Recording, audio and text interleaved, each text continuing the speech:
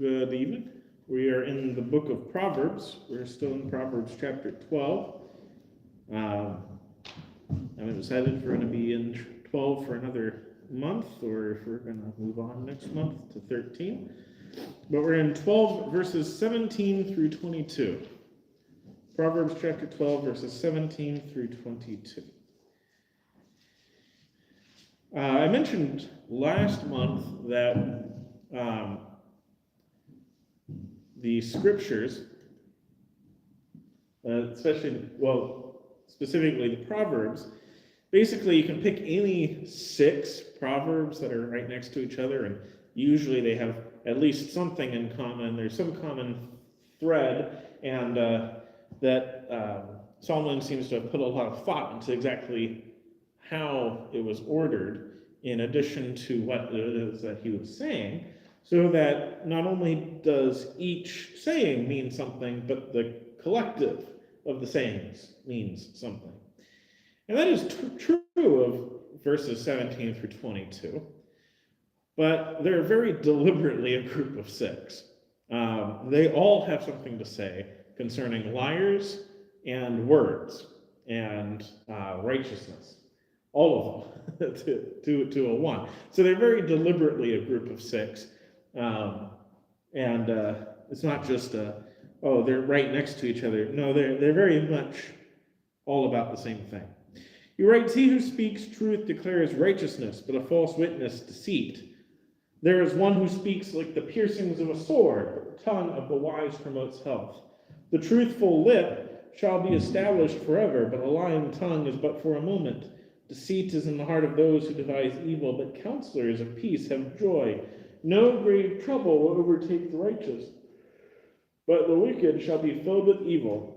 Lying lips are an abomination to the Lord, but those who deal truthfully are his delight." And so these are the 6 proverbs in this group concerning liars and the tongue. And it's also very interesting that it's very much sort of it starts on one topic, so we'll call that topic A, goes to topic B, goes to topic C, repeats topic C, repeats topic B, repeats topic A. And so it's sort of bookended all the way down. I can't remember what those Russian dolls are called. But it's kind of like one of those Russian dolls where it's capped. What? Nesting dolls. Nesting dolls. I can't remember the Russian word for it, though. For some reason, I know that. Usually I know that. Apparently I don't right now. But he who speaks truth declares righteousness, but a false witness deceit. Is paired very well with verse 22, lying lips are an abomination to the Lord, but those who deal truthfully are his delight. And not only are they sort of talking about the same thing, but they're also reversed of one another. The first one talks about the righteous man first and the false witness second. And then the last one, verse 22, talks about the abomination to God, followed by the righteous man. And so not only is the proverb itself encapsulated by this thought, but we begin it with righteousness and we end it with righteousness, thus telling us through how it's structured, you need to be righteous. Going in, you should have been focused on being righteous, and coming out, you really need to be focused on being righteous because you don't want to be an abomination to God. The Proverbs themselves mean, he who speaks truth declares righteousness, that truth and righteousness is intertwined. To speak truth is to be righteous. And the godly concerns themselves with truth. But a false witness concerns himself with deceit, and so it's contrasted. Those who are righteous seek out what is true. They long to find the truth of the matter. But those who are wicked, they only care about whatever promotes them, whatever pushes their agenda forward.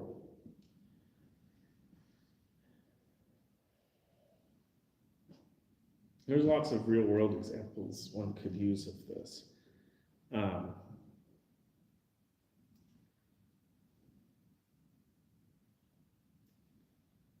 I mean,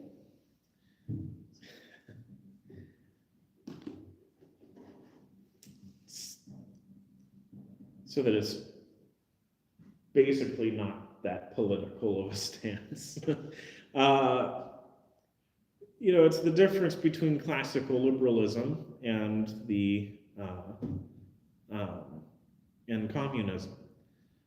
Classical liberalism is what our country is founded on. It's the idea that all men are created equal and that there are certain inalienable rights given to us by God.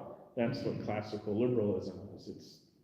It is the idea that men have an inherent self-worth. And a lot of the ideas of classical liberalism are very interested in getting down to what truth is, including, and most certainly not limited to, but most famously, is the idea of freedom of speech.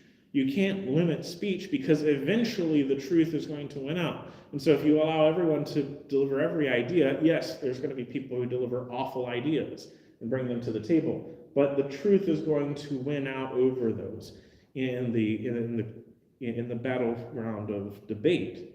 And so that's the proponents of classical liberalism.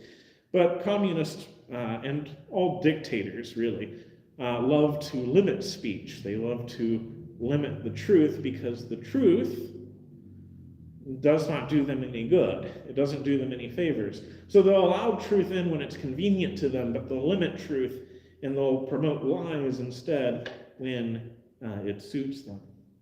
And so, there's that. And so lying lips are an abomination to the Lord, and those who deal truthfully are his delight. If you want to be pleasing to God, pursue truth. Truth is one of the highest ideals. It doesn't change. Truth,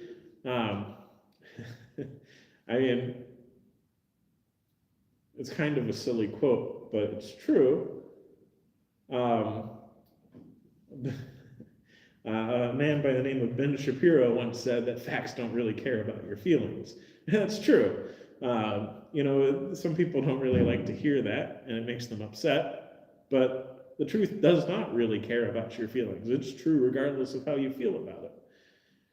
And if the truth is going to be true no matter how you feel about it, then you should probably get used to it and deal truthfully with other people. Now, that being said, it's followed up by a warning in verses 18 and 21, which is, there is one who speaks like the piercings of a sword, but the tongue of the wise promotes health, followed by no grave trouble will overtake the righteous, but the wicked shall be filled with evil. Verse 18 tells us that even though it might be true, there's certainly ways to tell people things that aren't going to be quite as devastating. It's very much the thing that I've said on occasion, which is, if the truth offends somebody, you can't really help that, but if you're the one offending them, then shame on you. And so there is a certain amount of how you present something that does fall on you. And so the tongue of the wise promotes health. Not necessarily. The wise is not one who is deceiving. He's not twisting the truth, but he's certainly presenting it in as appealing a way as he possibly can. Because, honey catches more flies than vinegar.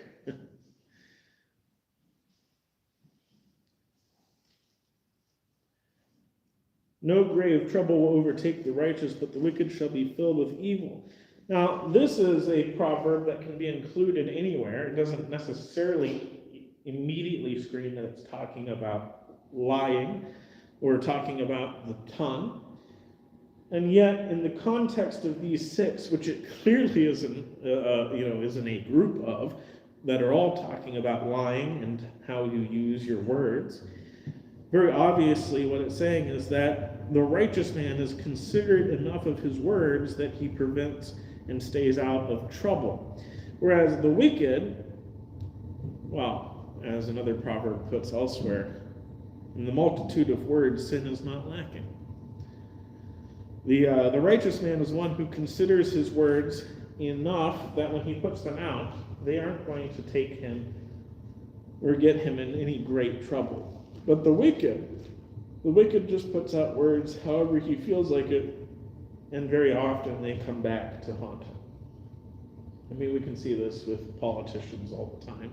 They say one thing, and then they're doing another, and then they're called out on the lie, and then they pretend that they didn't say that thing, but, they've conveniently forgotten that we've got a bunch of phones everywhere now that can record audio and video, and as people my age have gotten into saying, the internet is forever.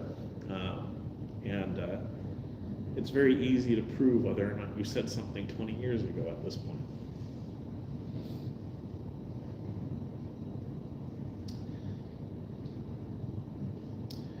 Concerning no grave trouble will overtake the righteous, I mention him every once in a while. There's this gentleman by the name of Jordan Peterson that he's got a channel on YouTube, and I like to listen to him on occasion. And one of the wisest things I've ever heard him say is that he very much considers each word he puts out so that he considers whether or not it's true before he puts it out into the world, because if it's true, it can't get him into trouble, because then people are just arguing with the truth. They're not arguing with him, they're arguing with facts. And so he considers how he's putting it out into the world, and he's considering whether or not it's true, because if he's putting his emotions out into the world, that can get him in trouble. But if he's putting truth out into the world, when people come and attack him for it, it just sort of rolls off of him. And I've tried very hard to incorporate that bit of wisdom in my life. I don't know how much I succeed, but I feel like I've been more considerate of the words that I put out into the world since hearing them.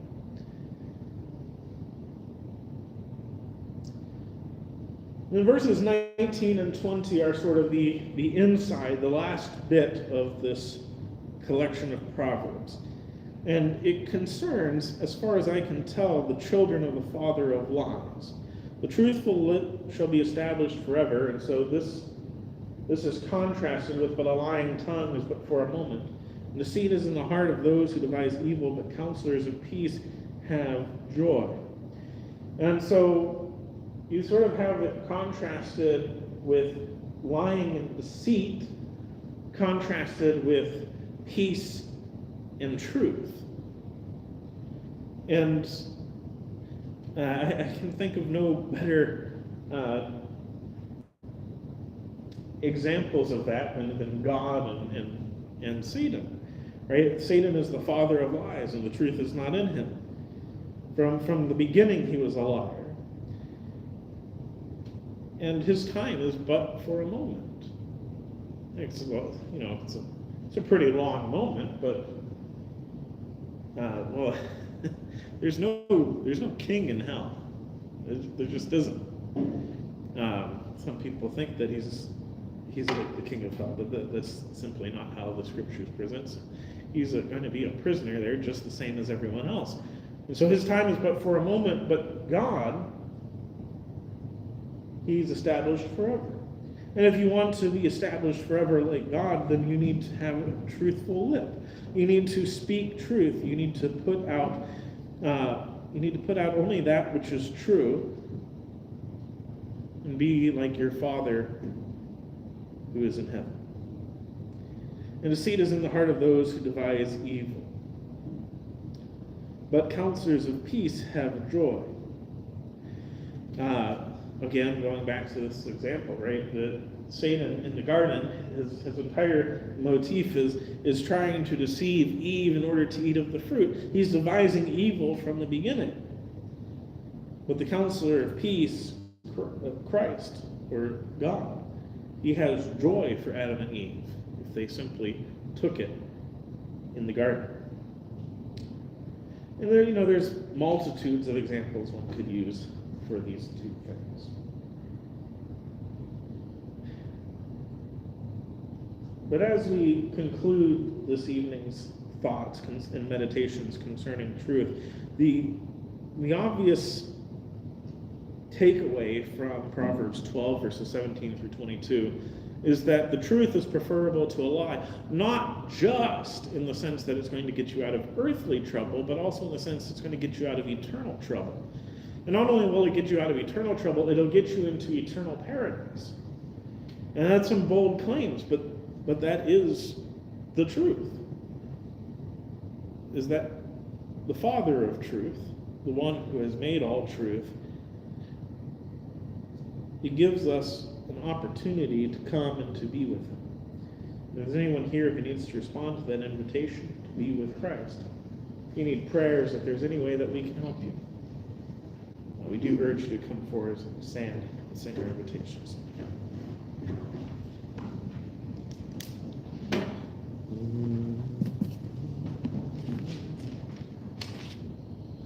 As I travel through this pilgrim land, there is a friend who walks with me.